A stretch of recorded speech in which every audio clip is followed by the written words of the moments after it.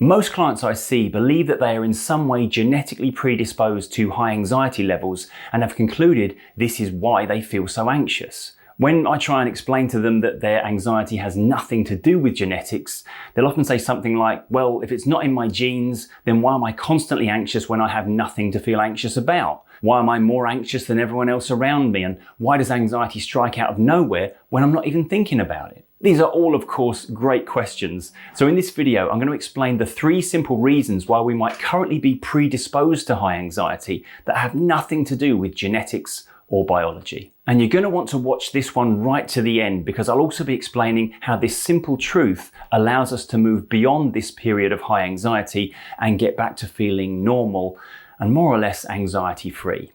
So let's do it.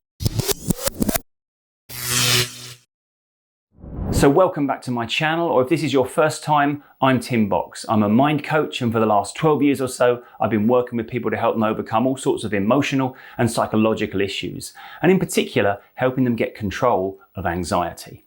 So as promised, let's go through the 3 major reasons why we might feel predisposed to a high anxiety response that are nothing to do with our genes. The first reason we might experience a higher anxiety response than most is because we've been through trauma in our past.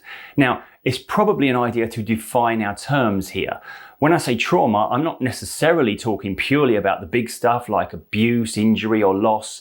I'm also talking about what we might consider to be more, on the face of it, benign experiences that were nonetheless beyond what we felt emotionally able to easily cope with at the time. I saw a client once who used the word trauma and then even apologized for using that word, as he was only referring to being sent to boarding school before he felt emotionally ready to be away from his parents. As I said to him then, as far as I'm concerned, the definition of what qualifies as an experience we might refer to as traumatic is going to be very personal to the individual. So whatever he wanted to refer to as trauma was fine by me. The individual's definition is way more important than that of the therapist. But the point here is that trauma often comes out of nowhere. Even when it involves a certain situation over a long period of time, what most traumatic experiences have in common is the fact that we didn't see it coming and ultimately felt powerless to do anything about it. This can leave our mind in a huge state of confusion about how we avoid similar negative experiences in the future. As a result, we might find ourselves in a kind of simmering state of high alert, so we do more scanning of our environment than others as our mind seeks to head off any potential threat. We're perhaps just a little bit more jumpy than the people around us due to the fact our mind has us constantly ready to leap into life-saving action. In short, our mind no longer allows us to easily relax because we've lost a bit of faith in our ability to spot and avoid any potential imminent danger. So a big reason we might currently be predisposed to high anxiety is because bitter experience has our mind fearing what more seemingly insurmountable challenges life has in store for us. To quote Philip Larkin, they fuck you up, your mum and dad.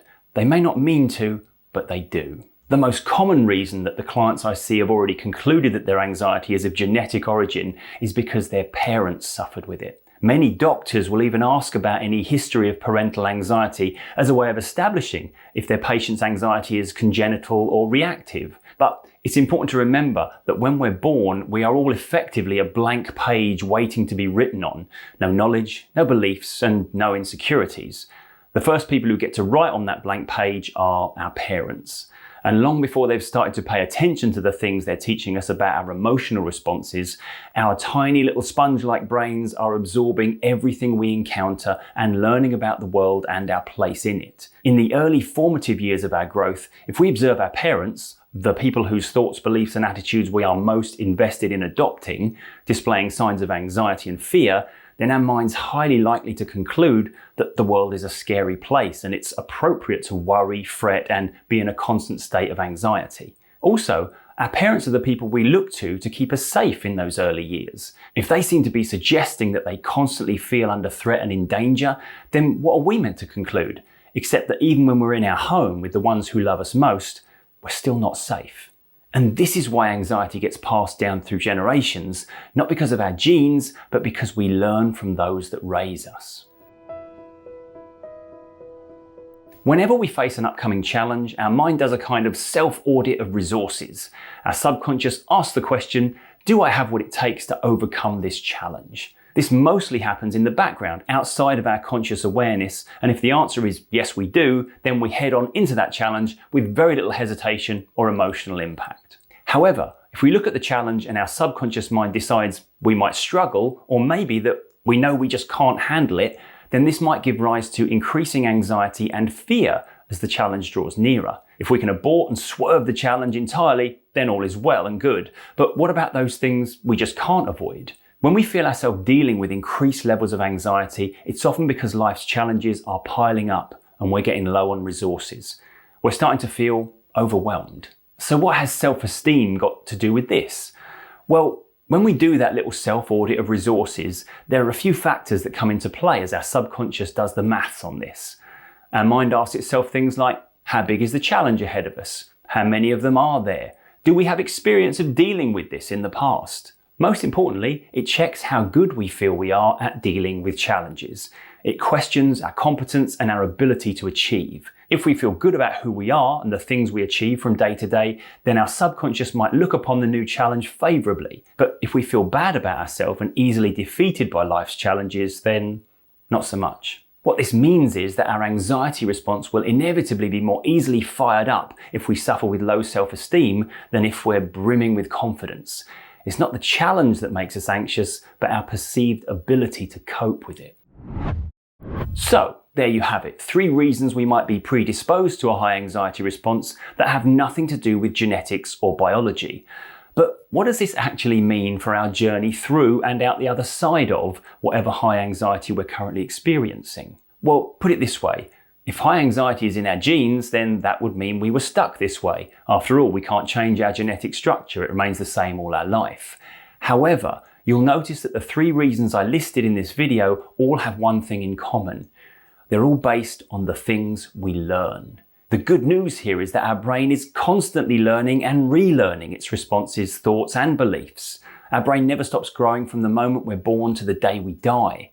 You only feel high anxiety in the way you do now because you learnt something about life that left you feeling vulnerable. Getting the other side of the anxiety you currently feel is just a matter of relearning the things you need to so you no longer feel under threat. Perhaps most importantly, the aim of this video is to allow you to get rid of, for good, the idea that you are genetically locked into your anxiety response, and to allow your mind to realize that you can change, you do change every day, and that you will change in the way you want to. Because regardless of what you might have thought in the past, you weren't born this way, and you won't remain this way. I really hope this video has been of value, and let me know your thoughts down in the comments. Were you told your anxiety was genetic in origin? Did you conclude it must run in the family? And let me know if this video has helped you in any way. If it has, then please share this content on your socials so others can get the benefit of this message. Please hit that thumbs up button if you like what I do, and why not subscribe to the channel for weekly mind management tips and anxiety advice. Also, you can become a member of the channel and receive extra content every week, including video tutorials of my full system for change with extra insights and exclusive weekly live streams. Just hit that join button on the home page. But that's it for now. I'm Tim Box, Mind Coach. Always remember to be kind to your mind, and I'll see you next time.